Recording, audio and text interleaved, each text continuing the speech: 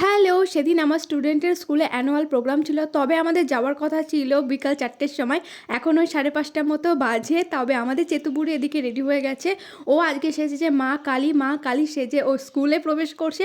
আর এদিকে ওর ঠোঁটটা লাল করার জন্য পাঞ্চে পরতে বলা হয়েছে। লাস্ট মোমেন্টে কিছু মেকআপ বাকি ছিল। এদিকে অনুষ্ঠান শুরু হয়ে গেছে। চেতুবুড়ির নাচটা আমি বড় ভ্লগে দিয়েছি। তোমরা ক্যাপশনে দেওয়া লিঙ্কে ক্লিক করে কিন্তু বড় ভ্লগটা দেখে নিতে পারো।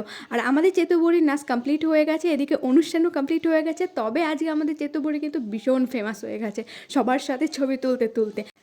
এখানে সবাইকে নিয়ে ছবি টবি তোলা হচ্ছিল। এবার স্কুল বন্ধ হয়ে যাবে। আমরা গিয়েছিলাম করিমপুরে, কারণ চেতার হচ্ছে একটু খিদে পেয়েছে। তো এখান থেকে খাওয়া দাওয়া সেরে এবার আমরা বাড়ি যাব।